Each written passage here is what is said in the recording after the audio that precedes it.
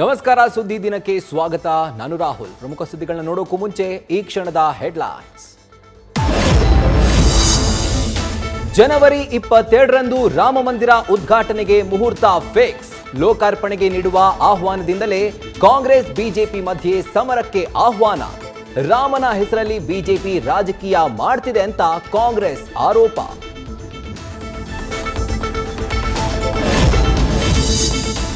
ರಾಜ್ಯದಲ್ಲಿ ಕಿಡಿ ಹೊತ್ತಿಸಿದ 31 ವರ್ಷಗಳ ಹಿಂದಿನ ರಾಮ ಜನ್ಮಭೂಮಿ ಹೋರಾಟಗಾರರ ಬಂಧನ.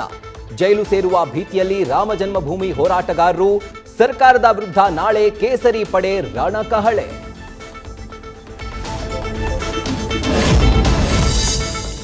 ಹೊಸ ವರ್ಷಕ್ಕೆ ಸರ್ಕಾರದ ಬುಕ್ಕಸಕ್ಕೆ ಕಿಕ್ ಕೊಟ್ಟಿದ್ದ ಮದ್ಯಪ್ರಿಯರಿಗೆ ರಿವರ್ಸ್ ಕೇಕ್. ಬಡವರು ಹೆಚ್ಚಾಗಿ ಕುಡಿಯುವ 3 ಬ್ರ್ಯಾಂಡ್ಗಳ ದರ ಹೆಚ್ಚಳ. ಆಕ್ರೋಶ ಬೆನ್ನಲ್ಲೇ ನಾವು ಮಾಡಿದ್ದಲ್ಲವೆಂದ ಸರ್ಕಾರ.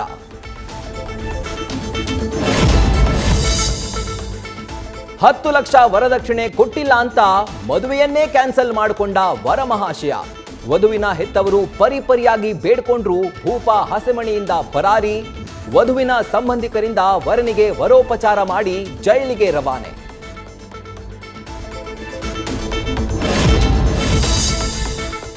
ಭೂಕಂಪಗಳ ತವರೂರು ಜಪಾನ್ನಲ್ಲಿ ಮತ್ತೆ ಭೂಮಿ ಕಂಪಿಸಿ 48 ಮಂದಿ ಸಾವು. ಕಟ್ಟಡಗಳು ಉಯ್ಯಾಲೆಯಂತೆ ತೂಗಾಡಿ ಜನ ಬೆಚ್ಚಿ ಹೊರಗಡೆ ಎಸ್ಕೆ.